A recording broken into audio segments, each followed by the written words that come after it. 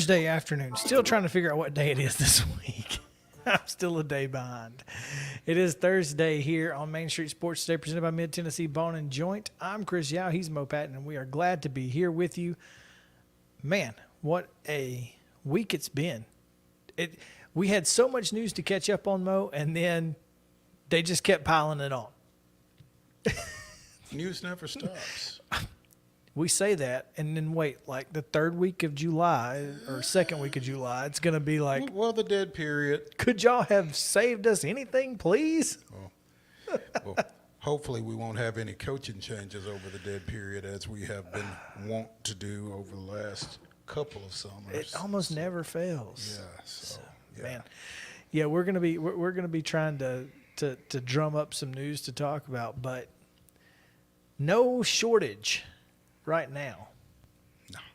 No shortage at all. We've got we've got a great show for you because of it, and that's the good thing here. Look, I mean, just tune into these, and it's what we do. And here we go. So, we'll tell you about a new coaching change here in Murray County. We'll visit with new baseball coach DEVIN SYMLAR.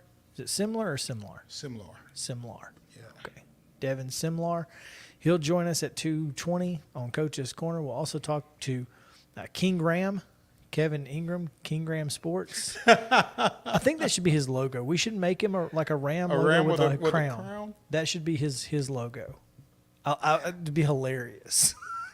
I'd like to think that he's come up with that, or someone has come up with that before us, as long as he's been on the scene. But yeah, still, that's solid. It's solid for sure. And we're gonna debut that some point in the future. But now Kevin Ingram will join us, talk a little bit about Vanderbilt baseball. They're hosting a big regional this weekend, and we'll also talk about the SEC down in Destin. They've been fighting over 9 games for football. We'll get into that a little bit, and also game times have been announced for some of the teams.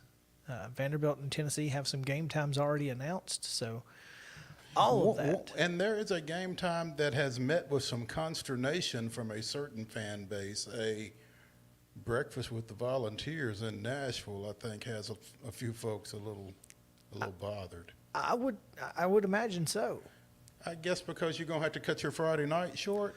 Well, and we can get into it a little bit later, but one of the things that, for me, I like the early kickoff. Some people are like, well, it kills tailgating, and that's understandable. I get that. But if Tennessee wins, then you get to go watch the rest of the day, rest of the football games, either at your tailgate spots. You can cross the river and go to Broadway. You can, you have all day to celebrate and enjoy the win. Now, if you lose, then you're not in the mood for any of that. Well, maybe not, or you can go drown it. You can either drown it or at least, what's the word I'm looking for? It's no. Forget it. Yes, Selective but amnesia? not. Yes, forget, but not that. Oh, okay. I can't think of the word, and that's gonna bug me. I think one of the concerns, though, is a midday kickoff that early in August or that early in the season. It's going to be a little toasty out there, you would think. By the fourth quarter, it will be, especially with turf. Yeah, that's so. And Tennessee apparently doesn't have air conditioned helmets like LSU does. Have you seen these? I saw somebody tweet that. I remember when when drinking water during practice was soft, and now we got air-conditioned helmets. So there's that, and here we are these days. Yeah. But yeah, I mean, we'll talk about game times, a little bit of Braves, some MLB news as they are fighting Diamond Sports Group right now. One team in particular, I guess. Yeah, but there's been an article on Barrett Sports Media that is kind of bombshellish, and it's pretty big stuff. So we'll get into that as well. We talked about this a few months ago and wanting to get somebody on that's better versed in that than we are. Distract. Distract. Yes. That's the word. Yes. If you were to lose that game that early in the day, you might need a distraction. So yes. Yeah. There you go.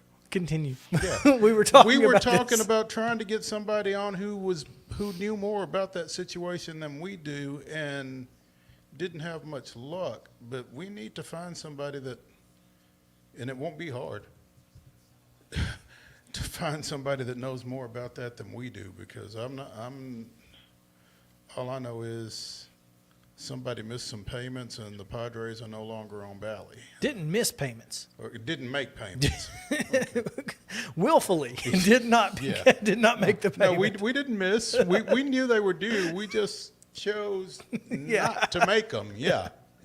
And so you got to, there's a lot that goes into that. We will talk a little bit about, because again, there's a great story on Barrett Sports Media that we can kind of jump into. I'll link it so you can see it. That'd be good. But all of that and much, much more. It's going to be a fantastic Thursday. Let's get into this wonderful Thursday and get you the rundown. This is the Rundown.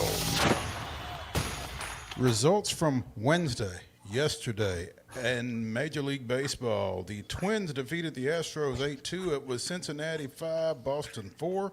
Milwaukee with a 4-2 win over Toronto. Tampa Bay stays hot with a 4-3 win at Wrigley Field. Was it at Wrigley? It was against the Cubs. I don't know where it was. I don't know where it was. And the Braves salvaged a game in the 3-game series against Oakland, winning 4-2. College World Series action in the opener earlier, about 15 minutes ago. Tennessee wrapped up a 10-5 win over SEC rival Alabama. Major League Baseball today, it's the Brewers and Blue Jays. That game is currently in progress, and the Blue Jays lead the Brewers 3-0 in the top of the 8th inning. Reds are at the Red Sox tonight at 6:10, and the Angels are at the Astros at 7:10. Minor league action this evening at 6:04. That's right, 6:04. It's the Sounds at the Charlotte Knights. Women's College World Series action. Stanford takes on Oklahoma at 2:16. That'll be on ESPN. Oklahoma State got Florida State tonight to start the second session at 6 p.m. on ESPN, and following that will be Utah and Washington, also on ESPN. NBA Finals, Game 1. Miami is at Denver. That's a 7:30 tip-off, and it can be seen on ABC. WNBA action, the Connecticut Sun is at the Minnesota Lynx. That's a 7 o'clock tip, and it can be seen on Amazon Prime. And early Friday, NCAA baseball regional action before we air tomorrow afternoon, so I wanted to be sure you know. Ball State is at Kentucky, stepping out of the dorms and onto the field in Lexington.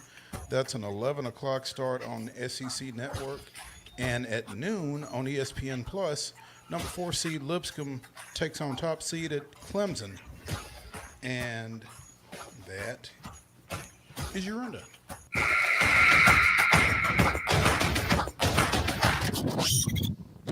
Easy enough. Top story today, we go just a bit north, where some news out of, I guess it's out of Nashville today. It seems to be. Even though it's not the last place that he played. And I'm not even sure that there was a contract signed or anything, but Brett Kern has announced he will retire, and obviously spent all but the large majority of his career, as a Titan. Of course, last year he was a member of the Philadelphia Eagles and made a trip to the Super Bowl. But Kern announced today in front of Nashville media that he was hanging up the cleats for good, and heck of a career for a guy like Brett Kern. Rarely do we talk about punters and kickers retiring, but rarely do they get to. They don't usually retire. They just get cut and don't get re-signed. Yep. I mean, there are just so many. Don't call us, we'll call you. Yeah, so many instances where these guys just kind of sort of fade into the oblivion. and Fade off into Bolivia, as a famous love it. boxer once said. that's great. Of course, I wouldn't say it in front of him. No, no. But yeah, how about Brett Kern? Great career. Brett Kern played for Jeff Fisher. He might have been the last active player to play for Fish. Probably. Well, to play for Fish as a Titan, maybe. Maybe, period. How long has he been out? 11? Yeah. So, but yeah, happy trails to Brett Kern. He, there were some Titan teams that he was the bright spot on. Yeah. There were times where Brett was the best defense or offense that we had. Both. Sometimes both. That's right. But he was one of the most productive punters in the NFL, according to TennesseeTitans.com. Set numerous club records, cementing himself as one of the best directional punters in NFL history. Played college ball at the University of Toledo. Was an undrafted free agent with the Broncos in 2008. Played 22 games with them before he was released. Claimed off waivers by the Titans through the 2009 campaign, and that's when his career took off. Kind of like one of his punts. Which is kind of ironic considering, typically punters have good luck in the Mile High City. And a guy like Brett, maybe that was his problem. His punts weren't direct. He wasn't able to pin people because they were going too far. Mm-hmm. Yeah, too high. Too high. What does that even mean? Finished his career in Tennessee as the team's all-time leader in punts. Not sure if that's good or not. Gross punting average, that is good, almost 46 yards per punt. Net punting average of 40 plus, and punts placed inside the 20. Owns 9 of 10 net punting seasons, none of the top 10 net punting seasons in franchise history, and 6 of the team's top 9 gross punting seasons, and ranks 3rd in career games played for the Titans. So here's the question. Mm-hmm. Ring of Honor for a punter? Not for a punter, for this punter. I mean, I think when you just look back over everything that we just read, I think he kind of goes above and beyond a punter. I would agree. Look,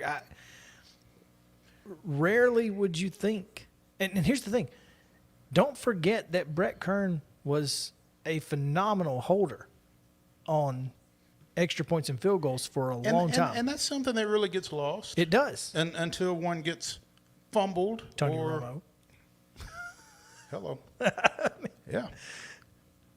That's so. I mean, I'm probably putting 6 up there.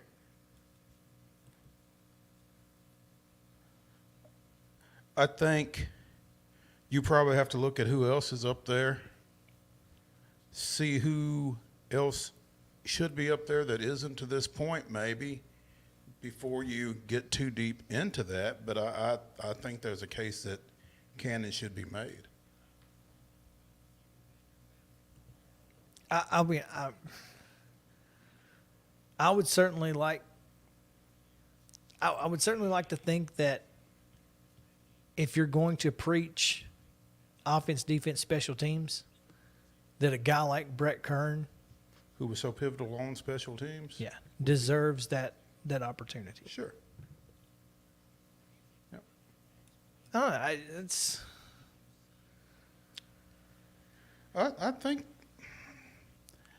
I certainly think it's worthy of a discussion.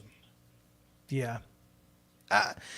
And look, I'm not a longtime Titans fan, but I mean, I paid attention enough to know that Brett Kern was the most valuable player for several of those mid-teens years, and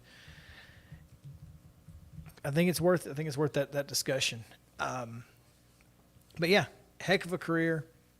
Talked today about spending time in Tennessee, and obviously coming back here, I think shows that Brett really felt at home in Nashville and felt like he was a Titan no matter what. And I think that's kind of important. Again, he spent 15 years here, so there you go. Let's dive into this real quick, Mo. Got a couple of minutes, and we don't have to. We can push some of the conversation if necessary, but I just mentioned or noticed that some game times for several Vanderbilt and Tennessee games have been announced also for bowl season. And so I wanted to get your thoughts on a couple of them because, as you mentioned off air, one in particular, or no, you mentioned it on air. We just talked about it. The 11 a.m. kick against Virginia has gotten some Tennessee fans up in arms, but playing in the Swamp at night, 7 p.m. Eastern kick for Tennessee at Florida in Gainesville. Is that something Tennessee should be concerned with, worried about? I don't think they should be any more worried about it than any other time. I mean, the Swamp has never I don't think the Swamp is Tiger Stadium along those lines.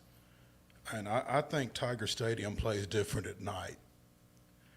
I just think Florida's a tough place to play, period. And that's not to say that LSU is an easy place to play during the day. I just think it takes on historic proportions at night. You know, to me, I think when you think of some of the biggest games that have been played at LSU, you know, that Alabama game from years ago, I mean, just pick one. But so many of those games were played at night, and it really seems to be an equalizer for LSU when that crowd has had all day to marinate. Yeah, and I don't think Florida is an issue. I think playing in Florida in September at night is probably a positive. Well, yeah, for the same reasons that we kind of talked about UT playing a midday game in Nashville in, you know, early September or Labor Day weekend or whatever that game is against Virginia. It's, you know, the weather conditions aren't going to be as oppressive at night as they would be.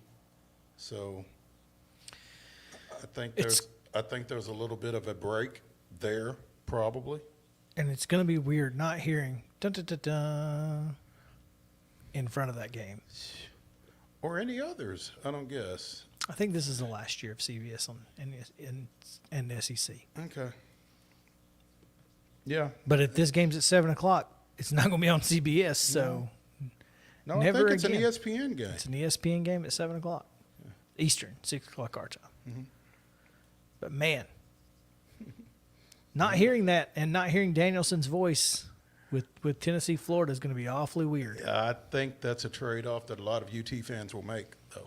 Not if you get Mac Jones at the night game. But that's neither here nor there. We need to take a break. We have Devin SYMLAR standing by. He'll be on Coach's Corner on the other side of the break. So stick around here on Main Street Sports Today, presented by Mid-Tennessee Bone and Joint. We'll be back to the Lee Company studio right after this.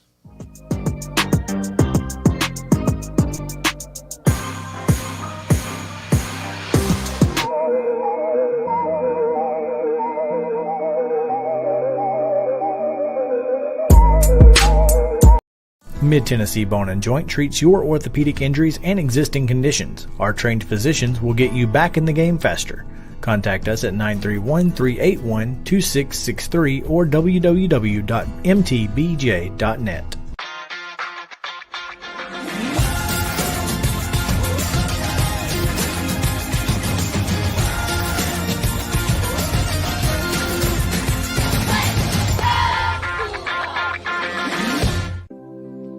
Custom Stone Handler supplies over 600 distributors and suppliers with quality stone products. Along with River Stone, we produce and distribute over 100 building, landscape, and other bulk products. Our goal is to provide quality products, service, and partnerships to ensure our customers' success. We firmly believe that the measure of any person or company is how they treat other people and customers. Give them a call at 931-490-4990 or visit CustomStonehandlers.com. With Lee Company technology, the best handymen are hands-off. Lee Company techs have been using visual findings and other smart technology tools for years to add transparency and virtually take customers along. You see what we see, whether we're in a crawl space or on a roof. With Lee Company, technology helps us help you, no matter what's happening in the world or at your house. You can't see the sights without the sounds. From the crack of the bat to the roar of the crowd and everything in between, discover what Hit City has to offer. Spend your nights cheering on the Nashville Sounds at First Horizon Park with giveaways, fireworks shows, theme weekends, and more. Single game tickets are on sale now. Visit NashvilleSounds.com to claim your seat today. Mid-Tennessee Bone and Joint has been the official sports medicine provider for Murray County Schools for more than 40 years.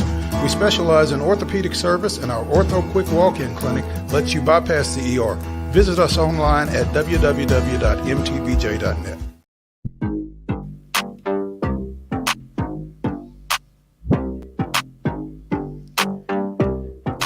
Welcome back in Main Street Sports Today, presented by Mid-Tennessee Bone and Joint. Chris Yow and Mo Patton here with you on this fine Thursday as we get you ready for little college baseball this weekend.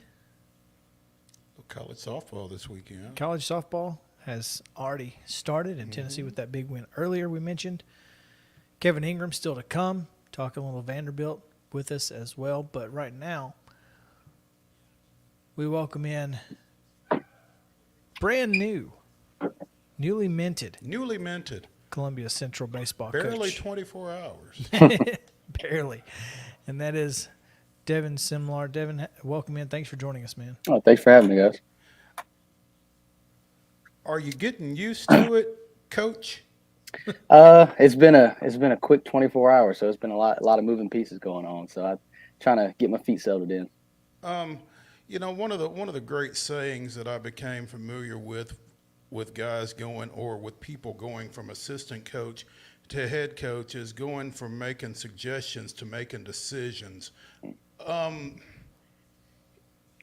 What's your anticipation of that? I mean, I would imagine you either have already found yourself in that position or will soon enough. I mean, y'all got tryouts coming up. Have y'all already had tryouts? Yes. What's your situation So as far as that goes? we will set our tryouts. Hasn't been set just yet, but we got some dates in mind that we'll probably announce here in the next day or two. But as far as the decisions and stuff go, Coach Pickle did a really good job of kind of letting me have more input this second year.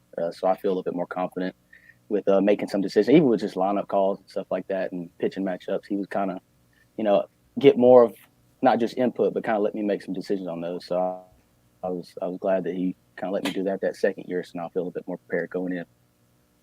It's awesome. I see you sporting the Game Time lid there. That's right. You do some work over there now. Are you going to continue with that? You're going to be a non-faculty head coach? Yes, sir. Is that correct? Yes, that's correct. I'll be a non-faculty coach over there. So I'm going to stay at my full-time position here at Game Time and make sure that my hours are they're always very flexible here. So not a lot is going to change on my schedule end, and I'll just have a little bit more of a role in, like you said, decisions and have more input on what goes on in the afternoon. So my business day during the day will kind of stay the same. How do you feel like that impacts, you not actually being in the building and being able to interact with those guys, between classes, have them in classes, that kind of thing? Or how do you see that? I think you could look at it as a negative. You could look at it as a positive. But I've got a good relationship with all the teachers. One of the things that we talked about in our interviews was just like, this situation doesn't always come up, but if it was a situation where you didn't have a teacher in the building, it kind of works out in my favor that I can get up there in about 2 or 3 minutes with no issues. So I've got a pretty good schedule here where I know I can get up there. And like I said, I know plenty of those teachers. So when I walked in to some of those meetings and stuff that we had, there was all, kind of a reunion in there. So the teachers know me, and I think that's what will kind of help everything smooth over. So I can get up there if I need to. You know plenty of those teachers. You had plenty of those That's teachers. right. That's right. I had plenty of 2016 them. I had plenty of graduate. them. I mean, That's right. what is that like, Dev? I mean, just the going from the student-teacher dynamic to the peer dynamic. That's probably the most different part of it. Just, teachers not too long ago, and now we're, peers and friends, and we can interact and talk in a different way now. And even Pickett said something about it. I think he mentioned about, seeing me grow up as a 16-year-old kid and then into a profession, and now we talk to each other as friends now. So that's been something that's been just kind of cool to go through. That is neat. Now, with your position at game time, how difficult is it to, make sure that you don't break any rules about training? Yeah. Is that hard or? Yeah, just making sure just communication and knowing exactly what I can and can't do. The TSSAA dead period is still the same, so I don't have any interaction with any of the athletes during that 2-week dead period. But it's as long as we know we're on the same page with everything. It's been smooth sailing so far in the first 2 years. Perfect. So you just make sure you take vacation those 2 weeks. That's right. Huh? That's right. Yes, I already got one planned. There we go. That works out. Devin SYMLAR here with us on Main Street Sports Today, presented by Mid-Tennessee Bone and Joint. Devin, succeeding a guy like Mark Pickle can't be easy. And trying to fill his shoes is impossible. So how do you make your own way as a head coach? I would say that you definitely got to keep the standard that he set. He's done it the right way for 26 years, and that's something that you definitely want to have in place. But like I was telling Mo yesterday, keeping that standard, but then putting my own twist on a couple of things with just a little bit more youth, a little bit more fire, a little bit more energy and stuff throughout practice, and that's just something that I'm hoping to bring for him. I had 2 great coaches in college, and I've already got plans and little booklets made out of what I learned from them, and I just plan to give that to the younger group that we've got coming through. So just basically taking what all 3 coaches have given me and passing it down. What, Devin, as you look at this program and you see you advanced to the region semifinals this past year, but really the last couple of years have not been, to the standard that Columbia Central baseball has established over a long period of time. What's it take to get back to those 20-win seasons, to those sectionals, to those potential state tournament runs and that kind of thing? I definitely think that we're on the right track now. I think when I first got there, my first year, that's when I knew that we kind of had to get things rolling. That's part of the reason why I came in is Coach Pickle knew that we had to get bigger, faster, stronger. And that was something that I had gotten my degree in. So it kind of worked out perfect on that end. So then going into year 2, we took another step forward. And honestly, in the middle of the season, we took a giant step forward where they learned how to win in close games. So once they started to figure out, hey, we can pop some of these good teams as long as we're playing the game the right way. Once they kind of figured that out, then, we kind of got the ball rolling and got hot at the right time. But honestly, it's just building off of the end of the season, getting back to what we do in practice. They've made such big progressions. Some of these, I guess, juniors and seniors now, when they were freshmen and sophomore, they were weighing 130, 140 pounds, and now they're in at 160, 170. So we're looking to take another jump in the weight room. I know that'll be huge for us. The skill work that we can provide to these guys is going to help them a ton. But just keep doing what we've been doing. Honestly, we've got the experience is going to help a lot. Getting the experience in the regional, and like I said, now they know how to win some of those close games, and now we just got to keep doing what we've been doing. Newly named Columbia Central baseball coach Devin SYMLAR joining us here on Coach's Corner, presented by From the Heart Cafe over in Chapel Hill. Friend of the show, Renee Hart, and her folks keeping you well fed over there as you head to the golf course or come off the golf course over at Henry Horton. So be sure and go check them out at From the Heart Cafe. Dev, you talked about the jump that you guys made during the season, and a lot of times that's not necessarily the case. What do you feel like prompted that? I would say, it was. I'm trying to think. It was a middle of the season. We were playing Ravenwood, and we had gotten. I never like to look at umpires or anything like that, but we got two tough calls on us that didn't go our way. And that point, we kind of came back the next day. I think we played them on a Monday, Tuesday, Wednesday. Got roughed up. Heads were pretty down. Gave them all we had and couldn't come through. Well, then we came back Friday, Saturday, and bats got hot, started rolling. I think we could just kind of learn how to deal with some adversity. So when they took that step forward, then we kind of went on a roll. I think we had like 8 or 9 games in a row where we had 8+ hits. So we kind of got the bats rolling. They just started playing confident, and then it kind of just took off from there. And then you beat Ravenwood to open the District 12. And we knew we'd get them back, so that kind of worked out the way we wanted to. Beat them 9-5 in 8 innings, which is a number that you don't see very Right. often. But that kind of validated, I guess, what had taken place up to that point. Yeah, and there was a call in that first game that went in our favor, and I didn't even agree with it, but that call kind of came back, and it came back in our favor, and it's just how it works out. That's how baseball is. Baseball has a way. Baseball has a way. Yeah, you didn't give it back, right? Didn't give it back. So. Take what you can get and go with it. Yeah, that's it. That's what I say. Devin, we're really excited about this because obviously it's a new era for Columbia Central, but obviously you've got a long history with the program and have kind of found your way back after a few years going and playing at different schools and obviously playing here in Columbia for Columbia State. That's there's something to go with that. When you have college experience like that, how much of an impact does that have for you understanding how to help the players who can play at the next level get there? Yeah, there's a lot of guys in our room right now that aspire to be at the next level. And I think that's where I can come in perfectly because everything they did when they were everything they're doing at 15, 16, I did. So I know the route that they need to be taken to get there. And that's something that, I tell them, hey, look, guys, I don't have all the answers, but I can help you as much as I can. And if you want to follow, then we'll get you where you want to be. But that experience definitely helps me.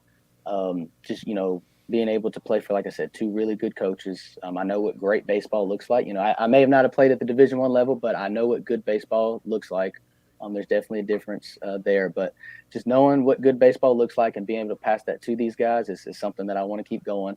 And just, like I said, keep progressing. And I know what the route looks like, and I just want to keep these guys on it. What is Columbia Central baseball going to look like under DEVIN SYMLAR that it has not looked like under Mark Pickle? We're going to play with a lot of energy. You're going to see a different look on the faces. Coach Pickle's always great, but it was very businesslike, which I want to keep a certain chunk of that. But when I got back, it felt like the kids weren't having as much fun with it. And when I was here, we had fun. So it has nothing to do with Coach Pickle. It's all about what's going on in that locker room.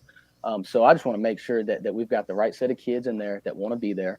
Like I said, we had a lot of fun playing under Coach Pick, and that's just something I want to bring back. So I just want to make sure that we got the right guys in the locker room and that they're doing the things they need to do day to day on and off the field, and just keeping that going. You were just named yesterday as baseball coach. Last week, Tredarius Goff, who is a little bit older than you, but still relatively new to this business, was named interim football coach at Columbia Central. How well do you guys know each other? Is there any kind of synergy? We've definitely talked in the past. And like I said, growing up together, I think I used to go to church with my grandmother, and he would be there with his family some. So definitely a history in the past. Haven't talked as much here as of late. But we were doing a little bit of the football team's workouts, and I was up there for that. And So we kind of caught up a little bit then, and I'm sure that we'll see each other plenty coming up, and we'll probably get on the same page with a lot of different stuff because we're sharing some athletes now. So I plan to have a pretty good relationship with him, and I'm sure he'll do the same. Devin SYMLAR here on Coach's Corner, presented by From the Heart Cafe out in Chapel Hill. Devin, again, thanks for taking some time with us today. Congratulations and good luck. We look forward to seeing you on the diamond soon. Thank you guys for having me. I appreciate it. Absolutely. Time to hand out a little hardware, Mo. And, well, sometimes when we hand out this hardware, it all goes to one place. It gets a little monotonous. But, I mean, when it's this time of year and when it's a weekly award, and given the events of last week, you kind of get what you get. So the floor is yours. We'll start with the End-to-Win Life Team of the Week, presented by our friends at Custom Stone Handlers, where they proudly encourage young people to get in the game. Give them a call, 931-490-4990 or CustomStoneHandlers.com. And this week's End-to-Win Life Team of the Week, well, I was with them all week. You were Summertown with them all week. Tennis. And yeah. I'm almost surprised you're not in the picture. You know what? I might be a little surprised at that too. Coach Andrea Kelly with her, did someone say 11th championship ring? When you got more rings than you got fingers, that's pretty impressive. She's got a doubles as a player. She's got 4 team titles, 3 doubles titles, and then however many That's volleyball 8 championships that she won. Can't forget those volleyball championships. So, yeah. And there's at least 3 of those. It may be 12. I'm not sure. But she's got a bunch.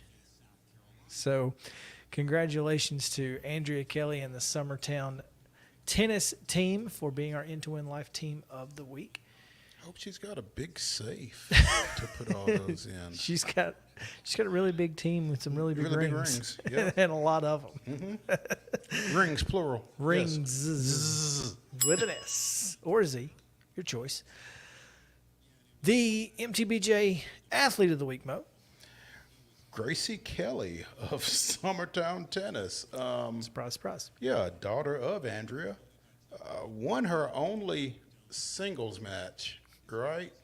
Yeah, don't remind her. Yeah, well, I think she should feel a little bit better, though, because she and her sister Anna Lee won all 3 of their doubles matches. Including beating the girl that she didn't finish her singles match with. Who she would have beaten if she had finished, right? Most likely. She was up 5-4 in that second set and had already won the first one. So. Yeah. But Gracie Kelly, what, a 3-time doubles champion? 3-time doubles champion, 3 in a row. And a 3-time team champion? Because they won 3 or 4, right? Yeah, they won 3 or 4. So, yeah. And she's got some volleyball rings, too. She's got, yeah. They got all the rings. They do, in fact, have all the rings. Yeah. And, Gracie had a great tournament, both singles and both in the team and in doubles. So it was really cool, and to watch her and Annalie take home that title together. And one of the great quotes that I got from Andrea was that she told Gracie, "Look, you're playing for you because it's your senior year, but Annalie's playing for you too because she don't want you to go out a loser," and she didn't. So, heck of a job by both of those. Absolutely. All right, we're going to take a break. When we come back, talk a little baseball and Major League Baseball broadcasting rights. So all of that coming up in just a moment. Stick around here on Main Street Sports. We'll be back to the Lee Company studio after this.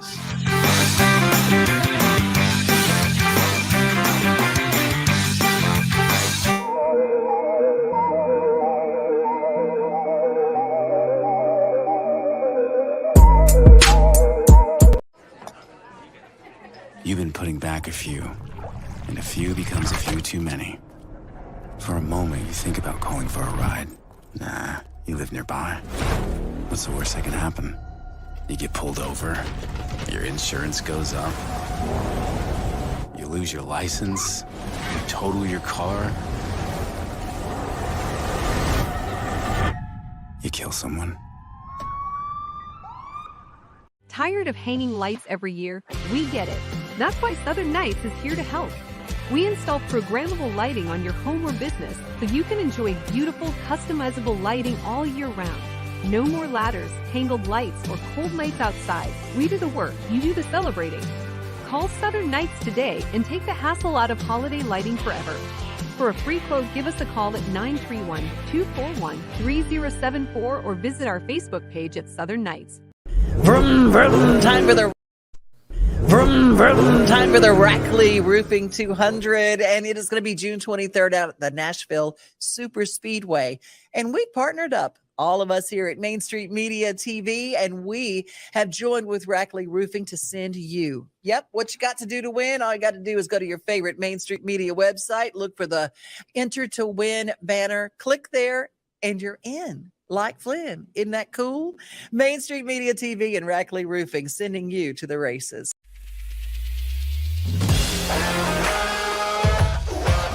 Hockey in Music City just hits different. It's one big honky-tonk party. It's the sea of gold in the crowd, the goals, the saves, the celebrations. It's an experience like no other. Experience Predators hockey all season long. Visit NashvillePredators.com/season tickets and join the Loyal Legion today. That's NashvillePredators.com/tickets. And we'll see you at Bridgestone Arena. There is nothing better than drinking an ice-cold beverage while taking in a Nashville Sounds baseball game. Hi, I'm Stephanie Miller with Mornings on Main Street. The Nashville Sounds and Main Street Media Television have teamed up to promote Sunday Family Fun Day here at First Horizon Park, each Sunday home game. Just go to your favorite Main Street Media website and click on Sounds Main Street Media Day banner to register to win free tickets. And then we'll see you here at the ballpark.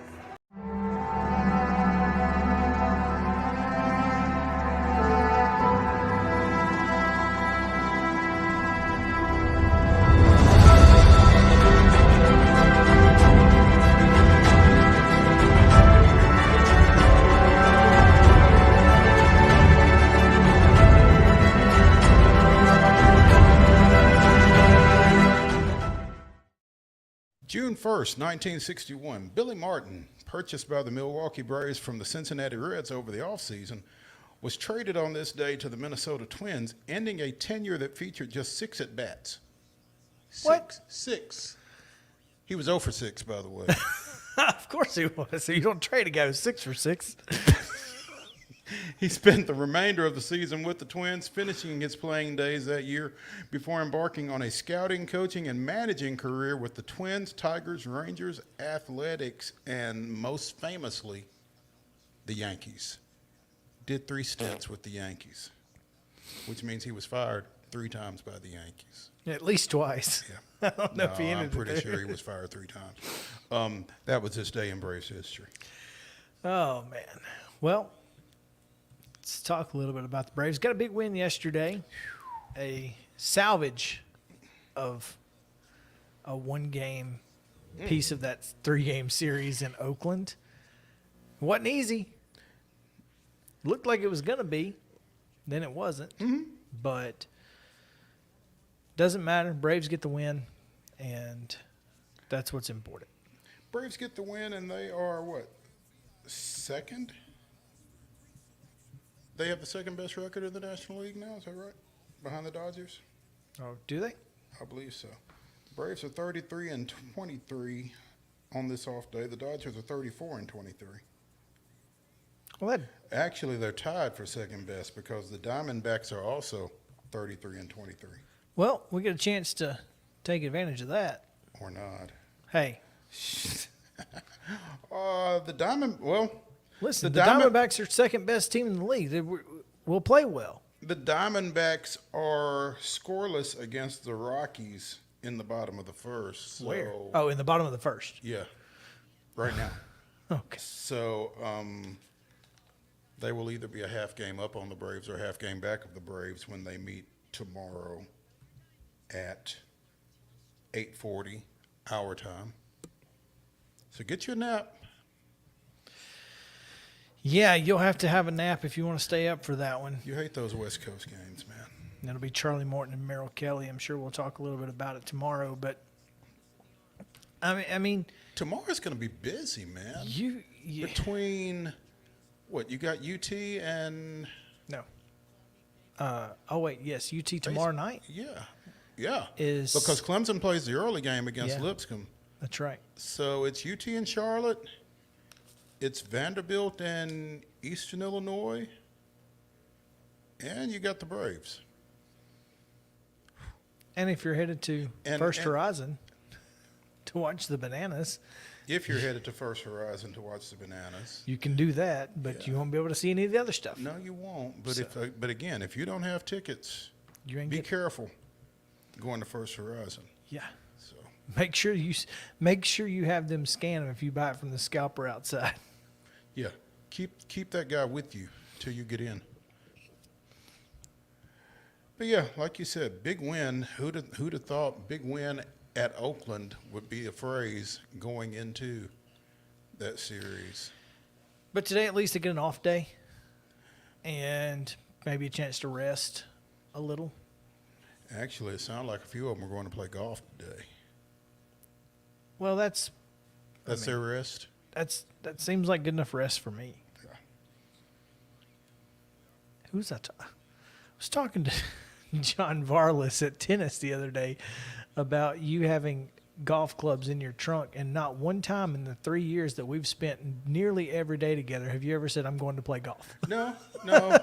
But, I mean, I got drafted into a scramble once, and it wasn't good. And I knew it wouldn't be, and I told them it wouldn't be. So it's a scramble. But yeah, thank goodness. But you never know when a golf game might break out. You never know. Or when I just need to go a driving range and take out some frustrations on some. Well, and that's what I was like, I don't know if Mo actually golfs or not. I know Justin plays. Justin's going to go golf. He's going to go golf when he gets, if he's got any time off. Yeah, he's going to be on the golf course. Well, just remind me of that, because the next scramble I was sure call him instead. Yeah. Don't call me, because I'm going to be throwing the ball. I don't even have clubs. There we go. I got you. Yeah, but I can putt. Yes, I do have clubs, and every time somebody's with me when I open my trunk, they say, "Oh, you play?" I said, "I don't play often, and I don't play well at all, ever." Yeah, so, full disclosure. Yeah, but I do have them. But it's it can be a good like little relaxed day if you're not worried about how good you're playing. No. You can't worry about it. You just got to go out there and hit it. That's you got to be able to laugh at yourself when you have my golf game. A good walk spoiled, they say. That's it. But yeah. Oh man, let's get into this Bally Sports situation here, because this is nuts. We talked about it potentially, that Bally Sports and Diamond Sports Group going bankrupt. Apparently, according to Rob Manfred, that was a negotiation tactic on Bally's part. This is what Manfred said in the courtroom. Okay, so what I'm gonna do is, and this is he's saying this is what Bally told him. I'm gonna keep this thing going long enough until I get my $2 billion out. Then I'm gonna start squeezing your clubs to take their rights fees down in order to make sure that I stay profitable in the RSN business. And if they don't agree to that, I'm gonna put the entity into bankruptcy, and I'm gonna start selectively rejecting contracts. Well, and I guess that's what they've done. Manfred said RSNs, whoever the hell owned them, made hundreds and hundreds of millions of dollars in profit off these long-term agreements. And we felt that because they had enjoyed that long period of huge profits, that when things started to look like they were maybe not quite as profitable, to turn around and say, we're going to squeeze you and make you take lower rights fees, didn't sit very well with us. So what you're telling me is somebody has found a way to make Rob Manfred look good? Yes. That's how bad Diamond Sports Group is that Rob Manfred looks like the winner here. Looks like the victim. He's on the right side of this thing. And Major League Baseball turned around and said, look, that's fine. We'll take over your broadcasts. We don't have a problem with that. Now, does that just mean that they are just, that there's no personnel change, that whoever's been putting on the broadcast will continue to do them? They're just going to air someplace differently? Is that? Yes, but my guess is you have to become an MLB employee. Yeah. I mean, so. But I mean, you're going to be the same. I mean, it's still going to be the same. Same voices, probably Yeah. the same camera operators, more than likely, same almost everything, except. They're just being paid by MLB. And Major League Baseball is getting all of the money, all of the advertising fees and all of that. Now, here's what happened in San Diego that's kind of a problem, and this is how it all happens. Diamond Sports Group refused to pay the rights fees back to, or the portion that was due to the Padres. They did not pay the rights fees to the Padres. And MLB TV, I'm not sure if you have MLB TV, anybody out there, but if you do, if you're in their local market, then the game is blacked out. Which does Padres fans in San Diego no good. So they've lifted the blackout? Lifted the blackout, kind of. But if you already had an MLB TV subscription, you don't just automatically get San Diego games, which doesn't make any sense. They're making them pay an additional $79 for the rest of the year. Wow. And so, of course, he's going to find a way to look like a jackhole in this. As he so often does. So I mean, why would you not just waive the $79? Why would you not just put them on? Yeah. Just put them on. They've already paid for it. So because they're not going to get any money back from Diamond Sports Group, the fans that paid to get Bally in their package or whatever. Correct. It's a little frustrating, but there are only 14 teams that have Bally. There are other regional sports networks that have some, like, I know the Yankees have their own Yes. Mm-hmm. Red Sox have NESN. There are others out there. But one of the other 13 that has Bally is Atlanta. Mm-hmm. I have a feeling that all of the Bally properties are going to be Major League Baseball properties very soon. I guess I better be saving up my pennies for my $79 then, huh? I guess. Or just stop paying DirecTV for use that money elsewhere. But yeah, that's what it looks like. Reallocate, yeah. In order to make up for lost profits, the league will pay the afflicted teams a minimum of 80% of the money owed. So at least the teams are getting some money out of it, but they're getting it from Major League Baseball, which means it's probably their money in the first place. What we gonna get? I think this is interesting. But they notified us. Rob Manfred on Diamond Bally giving up Padres broadcast rights. They notified us literally 24 hours before they went off the air. Less than 24 hours before they went off the air. Yeah. That's nuts, man. It's absolutely nuts. And this whole thing doesn't make any sense anyway. Because here's the thing. You have to remember, Bally is not just... It's not just baseball. No. It's where the Preds play. It's where the Grizzlies play. Yeah. It's where the Hawks play. It's Hornets. Hurricanes. Everybody in Florida. I mean... I think the Reds, Indians, Blue Jackets play on Bally Sports Ohio. Pistons, Red Wings, Tigers, Guardians, and Cavaliers. Did I say Indians? I did say Indians. I said Reds, Indians. It's okay. Yeah, sorry. I knew what you meant.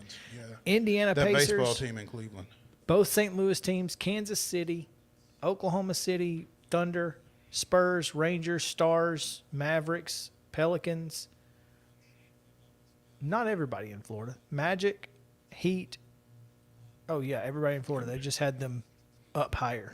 Tampa Bay, Florida Panthers. I mean, this is massive. This is a massive situation, especially for Major League Baseball, because again, 14 teams. That's nearly almost half your league. And you're going to pay 80% of the money owed to them, to all 14 of them? Yeah. No wonder they got to get $79 a pop. Well, they're going to pay, but they're also going to get the advertising revenue, I would think. Right? Yes. So, But then you got to resell that advertising revenue.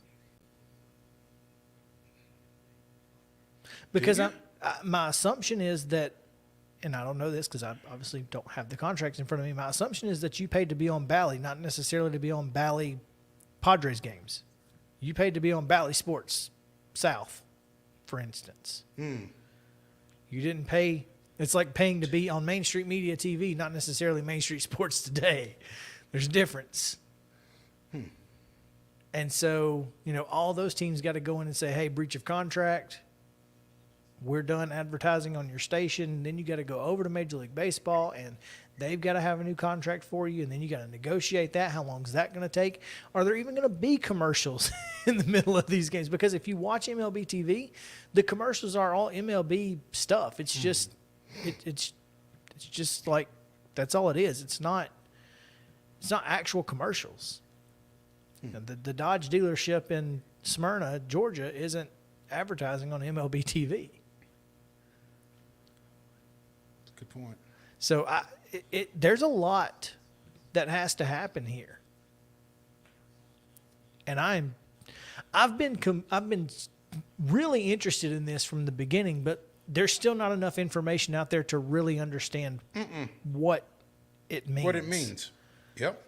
And so, it's essentially. So if you guys have any idea of who we can talk to get a better feel for what it means, gosh, we'd love to know. Hit us up, please. Up to $1 billion in rights fees would be owed.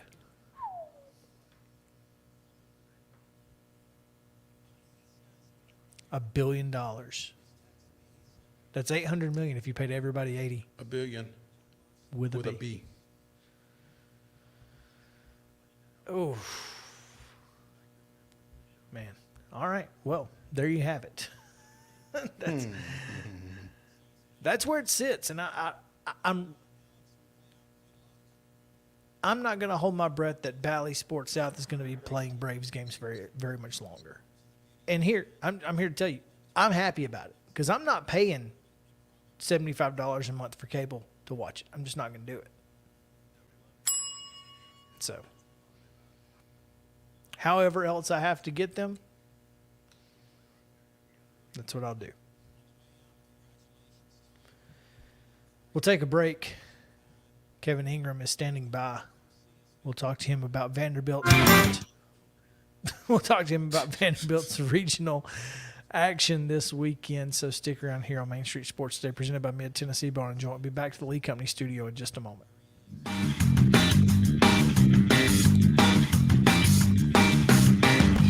Mid-Tennessee Bone and Joint treats your orthopedic injuries and existing conditions. Our trained physicians will get you back in the game faster. Contact us at 931-381-2663 or www.mtbj.net. With Lee Company technology, the best handymen are hands-off. Lee Company techs have been using visual findings and other smart technology tools for years to add transparency and virtually take customers along. You see what we see, whether we're in a crawl space or on a roof.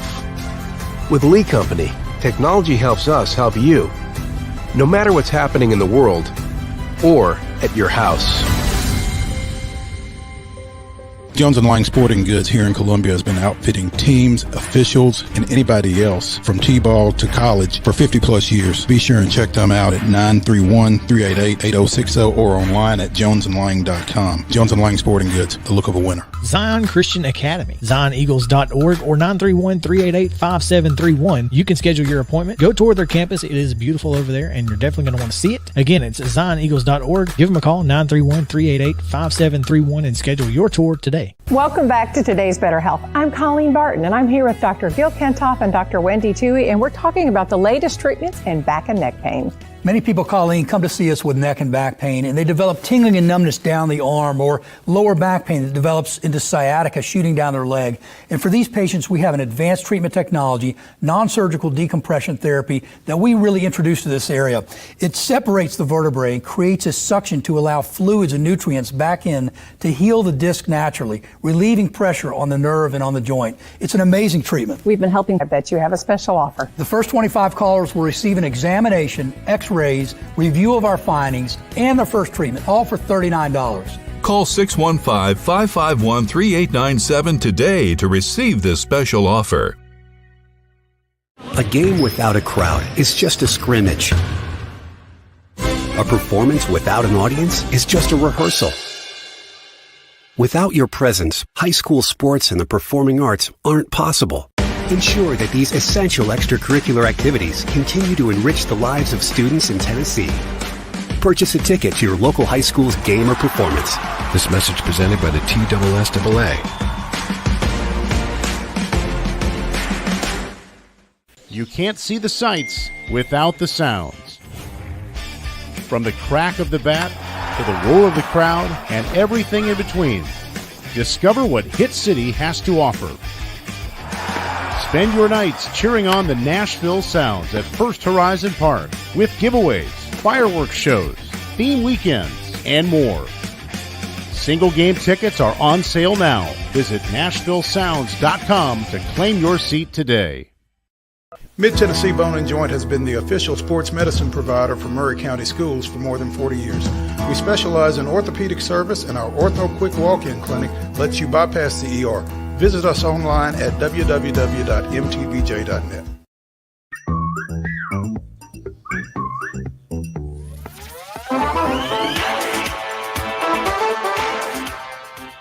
Welcome back in Main Street Sports today, presented by Mid-Tennessee Bone and Joint. Chris Yow and Mo Patton here in the Lee Company studio. Glad to have you guys with us.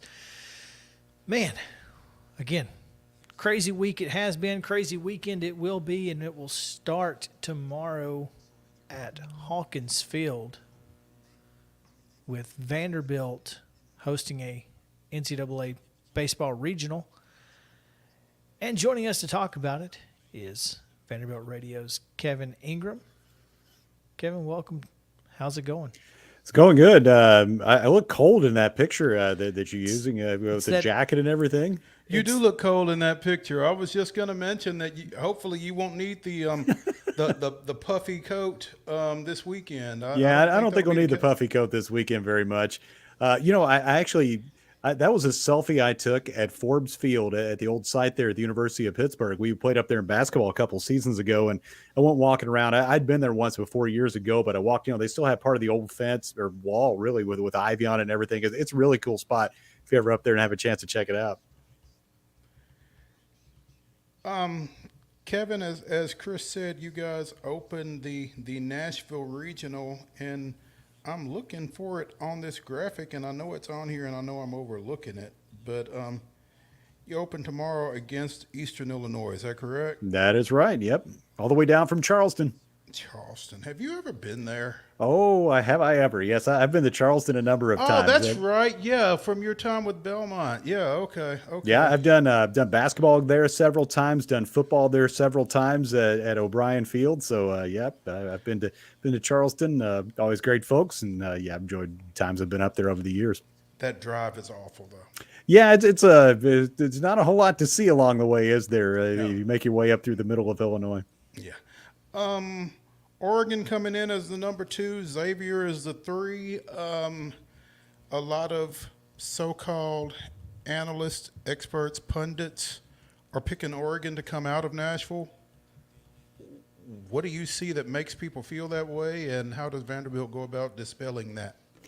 Yeah, I think a lot of it is, all 4 of these teams that are coming here to play, well, Vanderbilt is here and the other 3 that are coming in, but all 4 of them won their conference tournaments. So you probably if you're Oregon or Xavier or EIU, you feel good about the way you're playing. EIU's been super hot. They've won like 12 out of 13 coming in after winning the OVC tournament. And same thing for Oregon. They won the Pac-12, and for Xavier, they won their conference tournament. So, yeah, I think all these teams just come in playing well and probably feeling pretty good about how they're doing. But, yeah, that conference of Pac-12 is always good. You see Oregon a lot of years host their own regional, and we actually went out and played at Oregon State last year in Corvallis, not too far from Eugene. But yeah, I think some people, you know how it is. Pretty much any of these tournaments, people will like to come up with their popular upset pick or whatever it might be. But for Vanderbilt, I think you feel pretty confident playing well. Won the SEC tournament and turned things around that last series of the regular season against Arkansas. So this team's playing with a lot of confidence as well.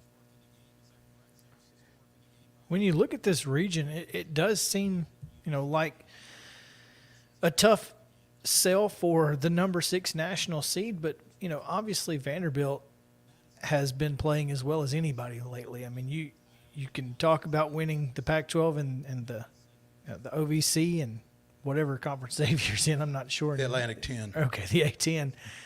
Not quite like winning the SEC. No, it's really not. The SEC is about as tough as it gets. And for Vanderbilt, they started out with a win over Auburn that, after taking 2 out of 3 against Arkansas, I think that probably felt like maybe at that point they had done enough to secure one of those top 8 national seeds. But even after losing to Florida in the second game last Thursday, they came back and got 3 more really big wins against good teams, beat a ranked Alabama team that's going to host this weekend.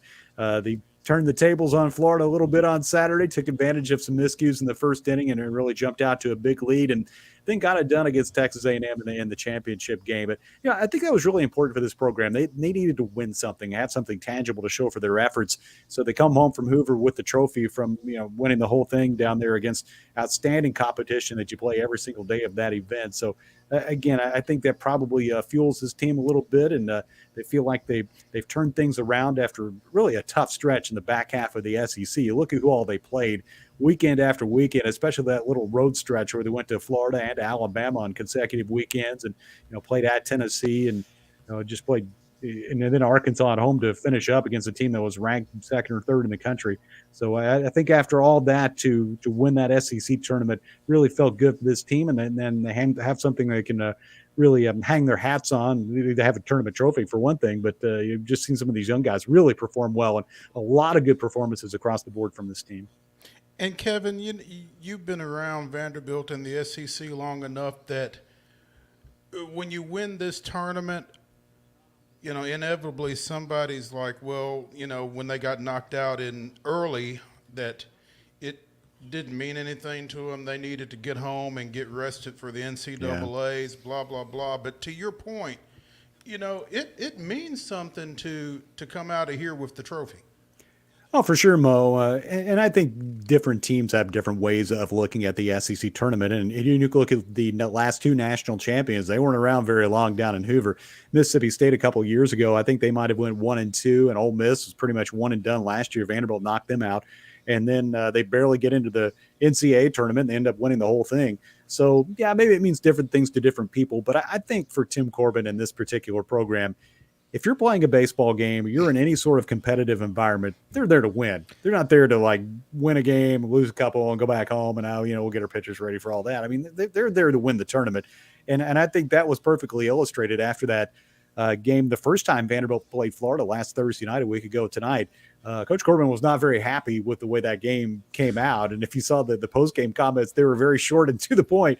And I think if you ever need a reminder of just the compete level of that guy, as he likes to talk about, and really this program in general, that was a good showing. But yeah, I think again, for this program, if you're playing in a tournament or any game or whatever, you're there to win, and that's what they were there to do, and they got the job done. Well, that also makes a difference too when you're talking about the College World Series.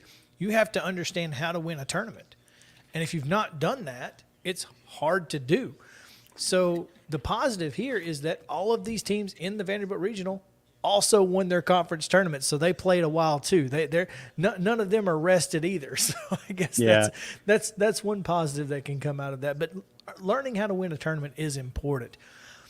Kevin, Enrique Bradfield Jr., this guy is a literal spark plug and has been for several several years for this program. How important is he to Vanderbilt's success? Yeah, I think he's as important as anybody, maybe on any team in the country.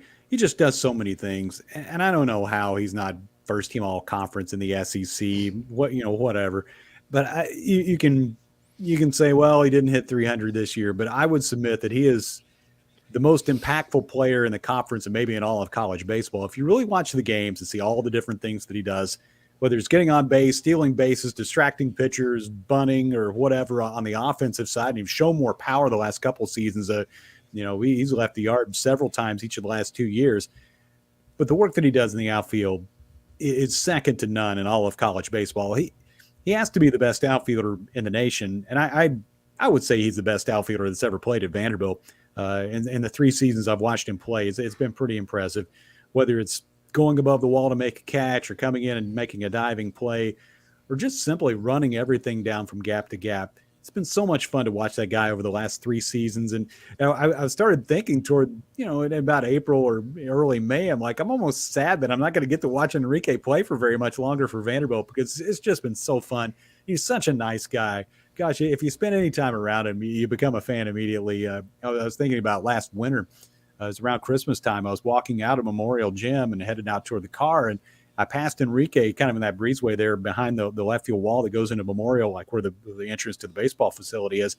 And I saw Enrique, and he just stops, and we have this 10-minute conversation about what our families are doing and what you're doing for the holidays and all these things. And I'm like, what a nice guy. I mean, he didn't have to do that. He could have just said hello and kept on walking, but that's not how he is. And he's just such a great example for his teammates and a good leader on the team, and just a whole lot of fun to watch. And just a key guy, man. He gets on base, everything changes. I mean, you can look at the stretches for this Vanderbilt team where maybe things didn't go very well, and I would almost guarantee you that they were stretches where the other team was able to keep Enrique off the bases. And just such an impactful player, and just a ton of fun to watch. Speaking with Kevin Ingram of Vanderbilt Baseball here on Main Street Sports Today, presented by Mid-Tennessee Bone and Joint. You can find him at King Ram Radio on Twitter. Kevin, it's actually sports. It's Kingram Sports. I apologize. We have threatened to come up with a King Ram logo for you. Do I need a logo? I don't know. I think but you should. We figured, a ram with a crown on it might be pretty cool for you. Might be a little out of character for you though too. But yeah, man, I try to keep it low key. I don't know. Chris was asking you about Enrique Bradfield Jr. I want to ask you about R.J. Austin, because it's tough coming into this league as a freshman and being an impact guy. This guy walks off as SEC tournament MVP. Yeah, RJ's done a great job, and you've seen him over the course of the season experience some of those ups and downs of being a freshman in the SEC, and he's been really good in the field too, and that's been a trademark of this team. Somebody asked me earlier what I felt like the strength of this Vanderbilt team is, I think it's the fielding. Just don't make very many mistakes, give away outs or give away runs. But that opening game against Arkansas, RJ had a rough go of it in the field, but it didn't really seem to faze him. He came right back and played well the rest of the series. It was outstanding in the SEC tournament. It was really big hits, and he's another guy. It's fun to watch play. Season number 1 and being plugged into a starting spot right away throughout the season, and that tells you something about the kind of trust and confidence that Tim Corbin, the coaching staff, have in that guy, that they plug him. And also Chris Maldonado, Nick's brother. Same thing. I mean, we've seen him get a ton of playing time as a first-year player, and both those guys they swung the bats. Chris hasn't really played much in the field. He's been mostly in a DH role, but RJ in the field at second base, he has been excellent, getting up the middle, making plays, or getting to the base when he needs to, or if they play in a shift, you'll see him in short right field. Really, really enjoyed watching that guy. And you think about what the ceiling is for him and some of these other young players. I mean, you look at second base, shortstop, third base. None of those guys is older than a sophomore, so that could be the combination for the next couple of years here. When you look at this Vanderbilt team, it feels like, even as you discuss defense, what elevates this team and makes it such a threat from one year to the next in postseason play is pitching depth, quality and depth, and being able to run a bunch of arms out there. How do you feel like that plays out these next 2, maybe 3 weekends. Yeah, I think for Vanderbilt, I mean, you got a good illustration of that down in Hoover. You remember this team has been without its ace, Carter Holton, for the better part of the last month. He hasn't really pitched hardly at all. He's been injured. I don't know that we'll see him in the postseason either. So they've had to go without him, a guy who, you're depending on to be your Friday night starter throughout the season. I mean, and when he's on, he's as good as anybody in the country. You're talking about a guy who's a freshman All-American last year and expected to do more of the same this season. And we saw him have some really good outings.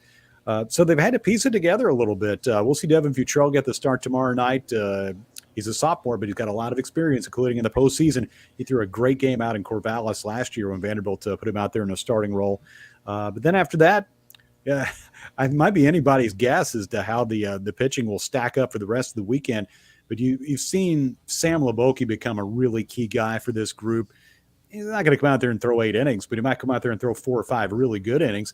I've seen him get a start or 2 in the SEC tournament.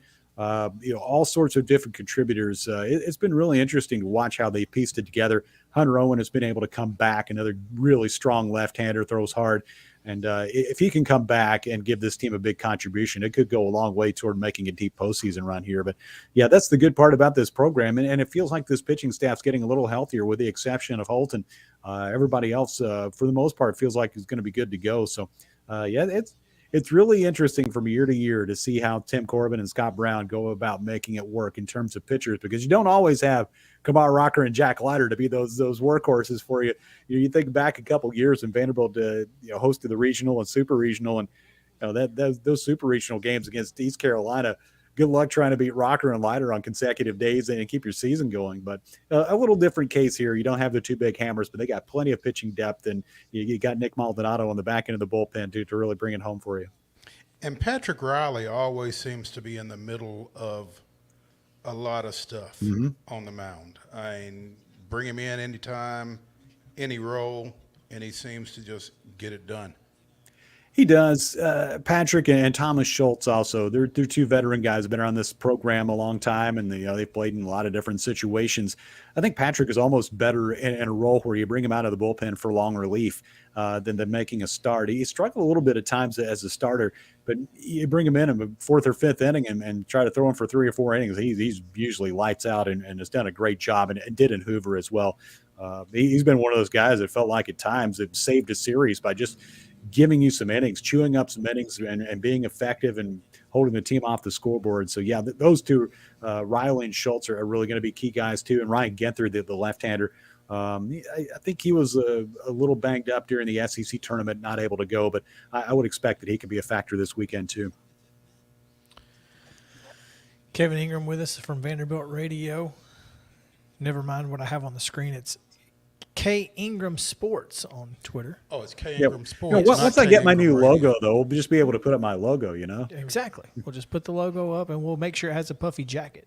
Right. Yeah, it's got to have a puffy jacket if it doesn't have anything else. Or maybe a puffy jacket with a new logo. There you go. There you go. But, Kevin, we appreciate you taking some time with us today. Looking forward to talking with you again. Before we let you go, though, I want to get your just initial thoughts on the announcement from yesterday and what the Hawk will soon look like. Oh, it looks fantastic, doesn't it? You wish you could snap your fingers and all of it be done. That's a few years down the road from when it's going to look like that. And I get the feeling it's probably going to be in phases as far as making all that happen. But, boy, those renderings are beautiful. And I've wondered for years what it would look like if you put like an upper deck or something around the infield stands and put some seats up above the monster and left. And I know they're going to put a new building in right field kind of, between where the corner is and the street. And there's all sorts of different uses for that building. But it's really exciting. And, man, if you haven't been over to campus lately, things look a little different around the football stadium. The south end zone stands are gone. They've torn all that down. And the north end zone, they're building the new basketball facility between the back of the end zone and where the parking garage is. So it's a little different look. We have to do a lot more walking to get from the car to the building where we need to go. But when it's all said and done and all the construction's done, we're going to have some wonderful facilities for our student athletes and fans over there. So, yeah, the baseball announcement was pretty cool. I'd been told by some people who had seen it that it looked really nice. And Tim Corbin was talking about it today during his media availability that they wanted to do something a little bit different. And those plans have been in the works for a while and didn't want it to just look like everybody else's ballpark, wanted it to be unique to Hawkins Field. And it looks like they're going to try to accomplish that with the renderings that we saw. Well, we certainly enjoyed looking at them and are anxiously awaiting for that project to be completed. But again, Vanderbilt hosting this weekend at Hawkins Field. And Kevin, we'll be listening for you. Sounds great, guys. Thank you for having me as always. And yeah, come out and see us anytime, and love to have you. And should be some good baseball at Hawkins Field. Wish we had all those extra stands because we could probably find people to fill all the seats this weekend. It's going to be fun. I think however many seats you have or had would be full this weekend. Yeah, so enjoy that, Kevin. We'll catch up with you. Sounds good. See you, fellas. All right. We'll just dive right into our next segment, Mo, because we've got, first of all, Oklahoma-Stanford knotted up at 0-0 in the bottom of the third. So Pitchers duel. Okay. Not exactly what we expected, but, wanted to get into a little bit of college football here and the SEC, because the SEC meetings down in Destin have been taking place, and there's a lot of debate over 8 games for a conference schedule or 9 games for a conference schedule, and it looks like 8 is going to be the way to go thanks to ESPN, I guess. ESPN said, no, we're not giving you any more money. We ain't got no more money to give you. We're laying folks off left and right. What are you thinking? So, except Pat McAfee. Hiring him, apparently. But we've talked about the 8 versus 9 a lot.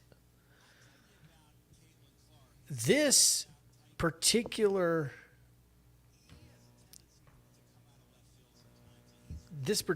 style of an 8-game conference schedule would be a 1-7, meaning 1 permanent opponent. And 7 rotating? 7 rotating. What does that mean for Tennessee and Vanderbilt particularly?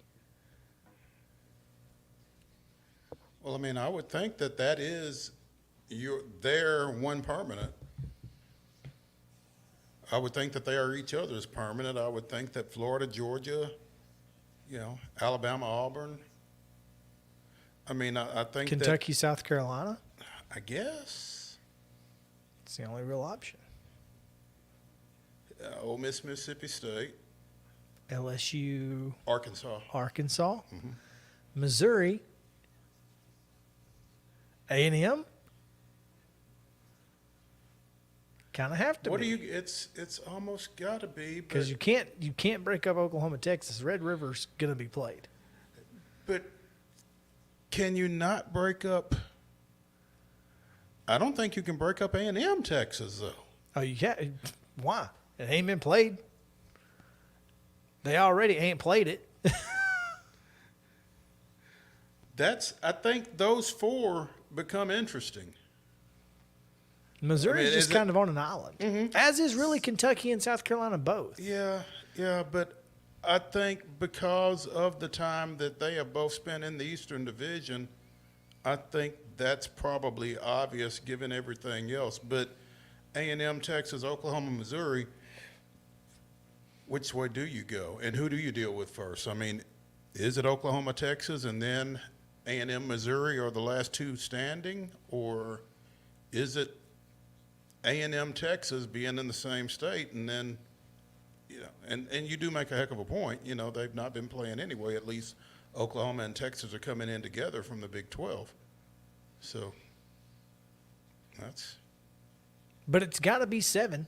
It has to be 7 because you have to make it, where you play every team every other year. Mm-hmm. It's an interesting scenario. I don't love it. I don't love 1-7. I think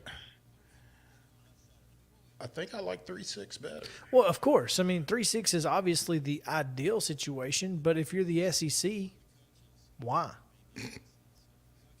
Yeah. Until someone forces you to play 9 games, that 9th why? conference game, yeah.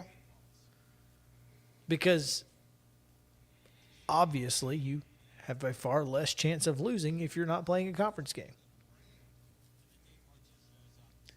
Now that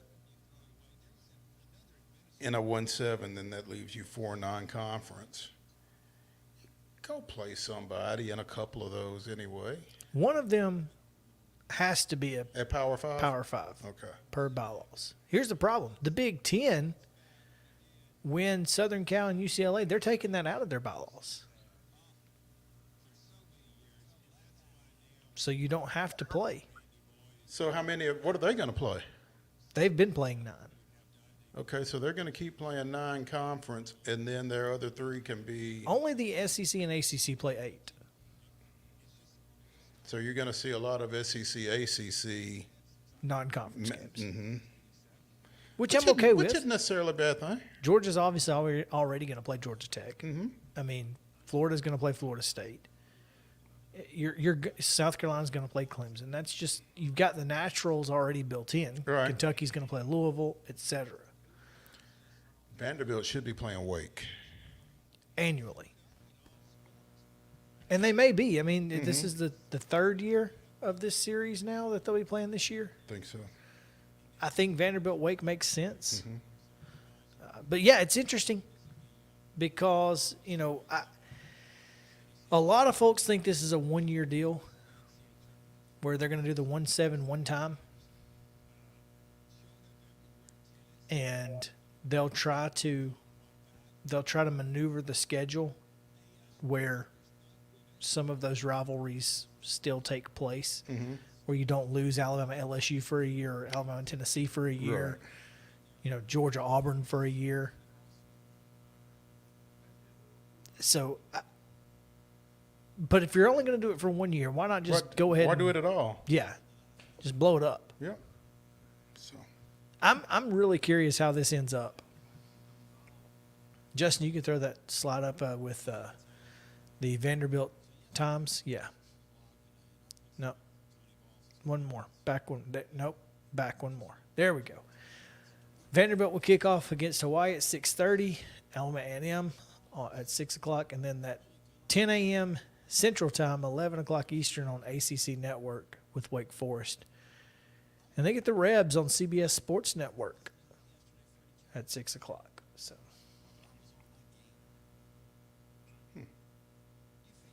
Wake it. Talk about breakfast with the Commodores. Breakfast with the Commodores. Jeez, 10 o'clock. A tradition as old as Jefferson Pilot.